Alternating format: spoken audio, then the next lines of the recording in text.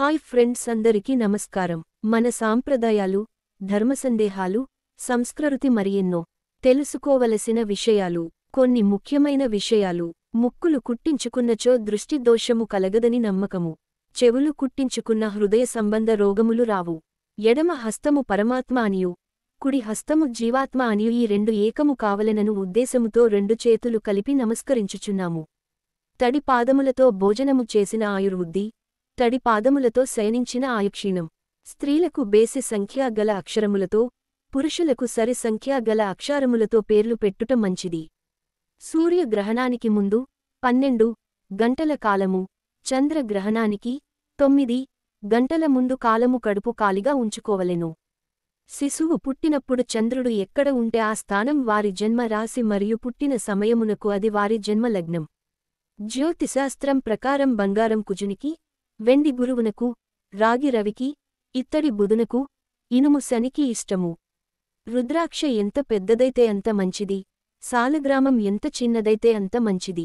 శుక్రవారం నాడు ఇంటిలో కోడిగుడ్డును, బుధవారం నాడు బూడిద గుమ్మడికాయను, గురువారం నాడు కొబ్బరికాయను వ్రేలాడ కట్టుకుంటే నరఘోషాలు తొలగుతాయి.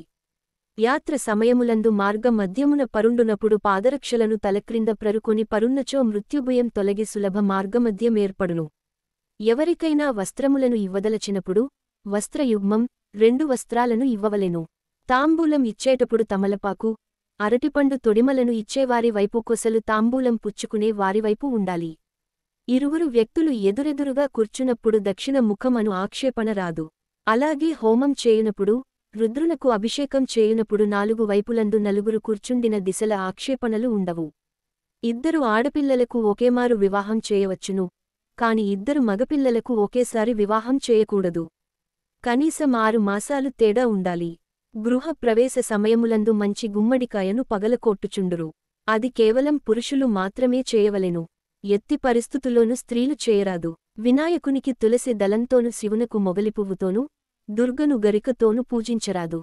తులసి దళమును, బిల్వ దళమును ఒకసారి పూజ చేసిన తర్వాత కడిగి మరొకసారి పూజించవచ్చును. భోజనం చేసిన తర్వాత ఎడమవైపు తిరిగి పడుకుని, కుడివైపు తిరిగి లేవవలెను. కొబ్బరి, మామిడి, అరటి, పనస ఉదయం పూట తినరాదు. వేరుశనగ పప్పు, అరటిపండు తిన్న పిదప నీరు త్రాగరాదు.